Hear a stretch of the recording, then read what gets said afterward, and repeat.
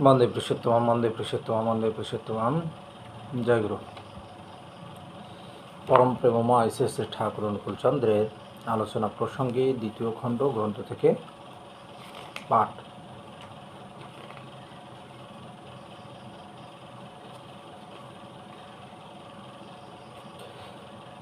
ছয় পৌষ 1348 রবিবার 21/12/1941। যতটুকু পড়েছিলাম তারপর থেকে।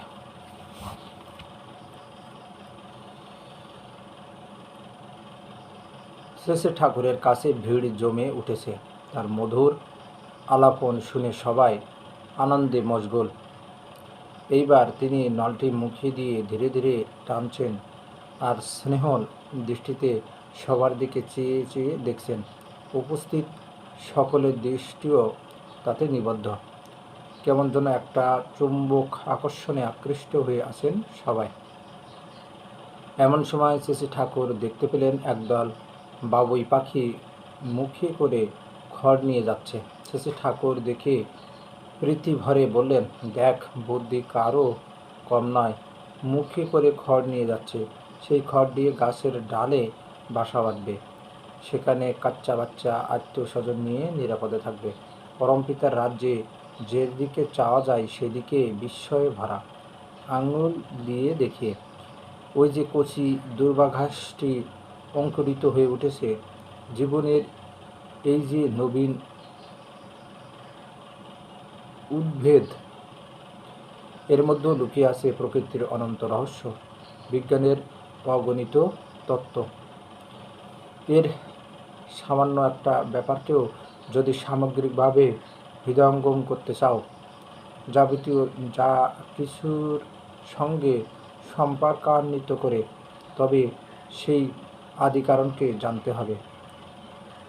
অনাদি রাদি গোবিন্দে যে পৌঁছতে হবে, তাকে না পেলে কিছুই পাওয়া হলো না, তাকে না জানলে কিছুই জানা হলো না। বলতে বলতে শেষের দিকে তার কণ্ঠস্বর তীক্ষ্ণ মর্মভেদী হয়ে উঠল। চোখে মুখে ফুটে উঠল একটা দীপ্ত আর অন্তিম আভা। কপালখানা চকচক করতে লাগল। লোচন লোভন সেই অনুপম মূর্তির দিকে অপলক নেত্রে চেয়ে রইলেন সবাই। একটু পরে বাপ রালি ঘরামি যাচ্ছিল শ্রী শ্রী মায়ের কুটিরের পাশ দিয়ে।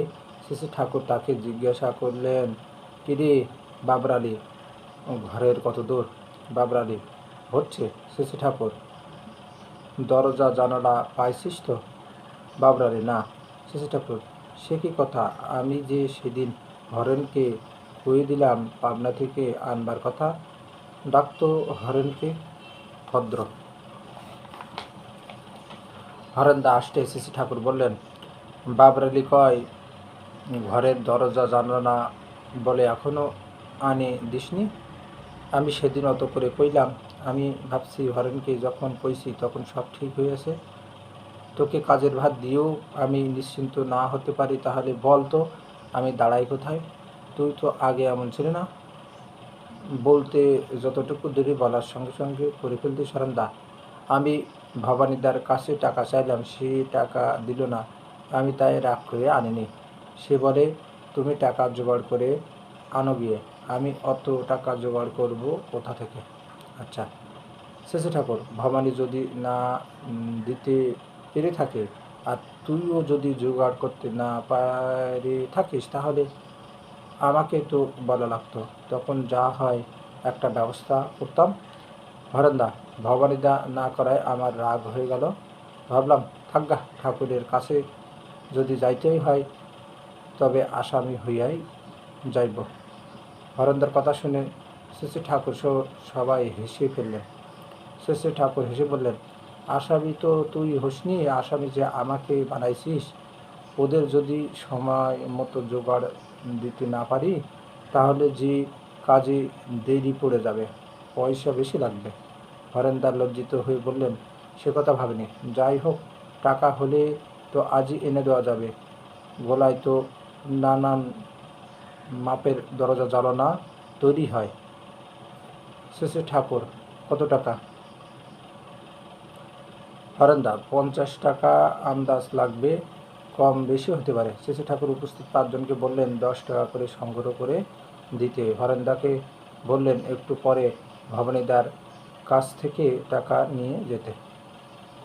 একজন একজন টাকা জোগাড় করে আনার পর শেষে ঠাকুর বললেন প্রফুল্লর হাতে দে। সাহাপা টাকা জোগাড় হওয়ার পর বললেন ভবানীর কাছে দিয়ে বলিস দরজা জানলার জন্য হরেনকে দেয় যেন।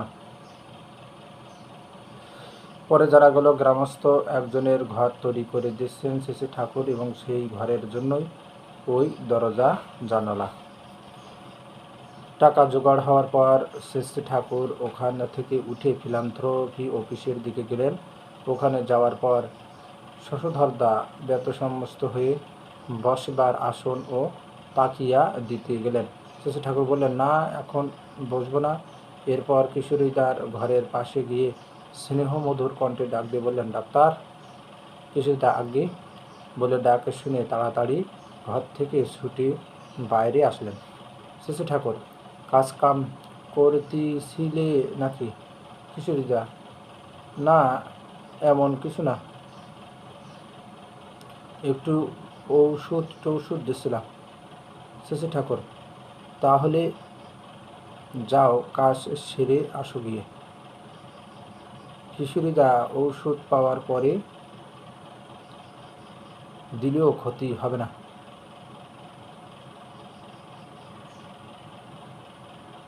ওষুধ পরে দিলেও ক্ষতি হবে না। শেষে ঠাকুর না, যাও তাড়াতাড়ি হাতের কাজ সেরে এসো, আমি এখানে আসি।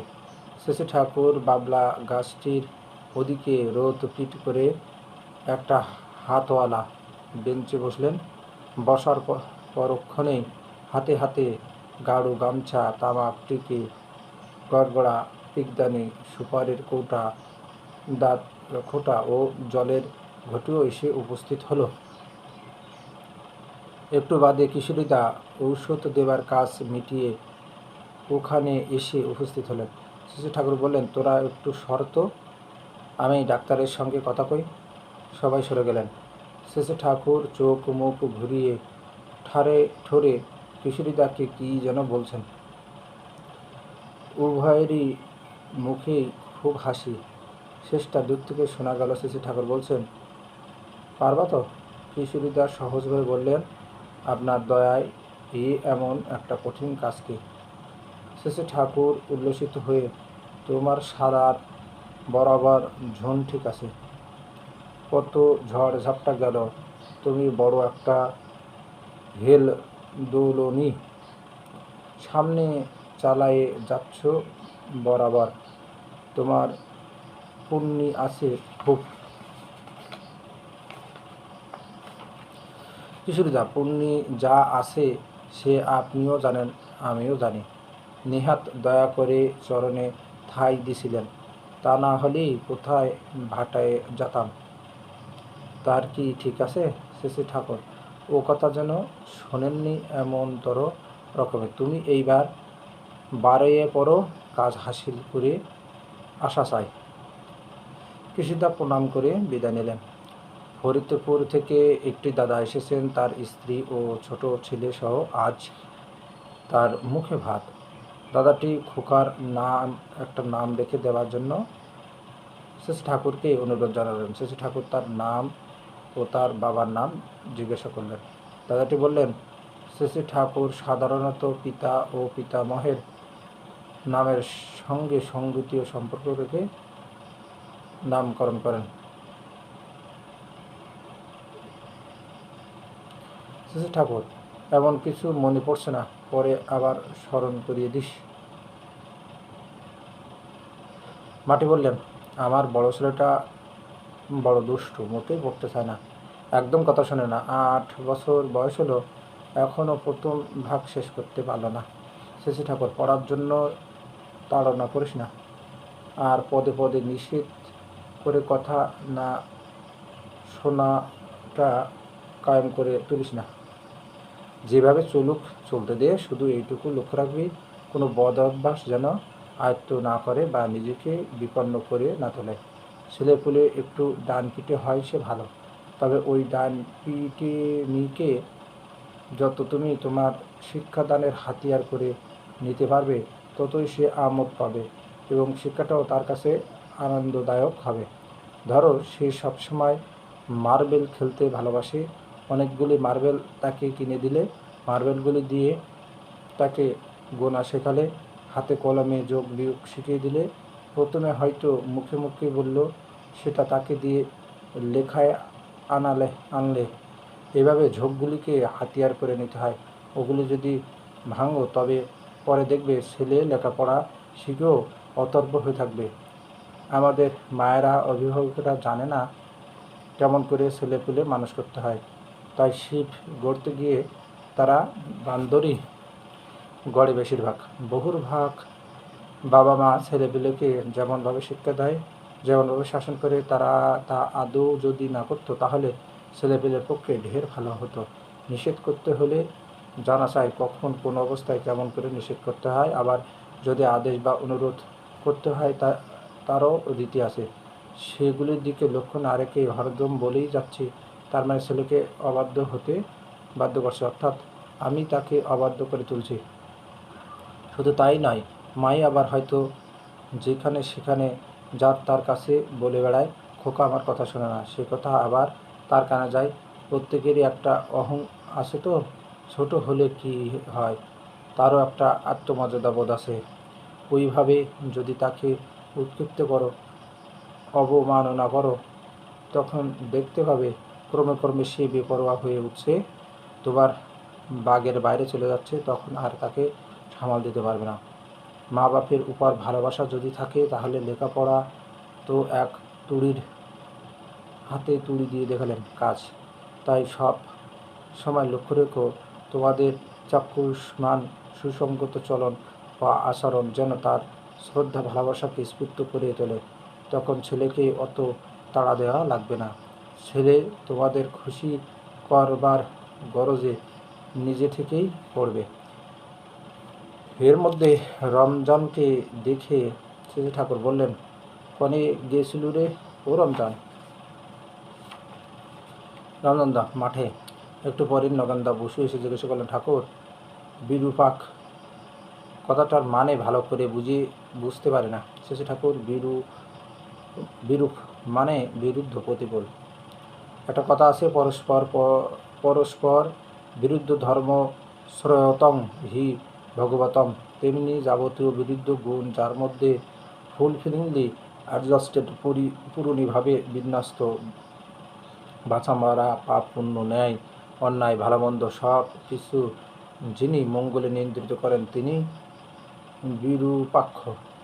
নগেনদা, যিনি মঙ্গলময় শিব, তিনি আবার বিরূপ পক্ষী যুক্ত হতে যাবেন কেন? শ্রী ঠাকুর, বিরূপ রুদ্রভাব দেখিও তিনি মঙ্গল করেন, তাই তিনি শিব। সওয়াল যখন অন্যায় করে, তখন মাঝে মাঝে আপনিও বিরূপাক হন না? বন্দে পুরুষোত্তম, বন্দে পুরুষোত্তম, বন্দে পুরুষোত্তম। জয় গুরু।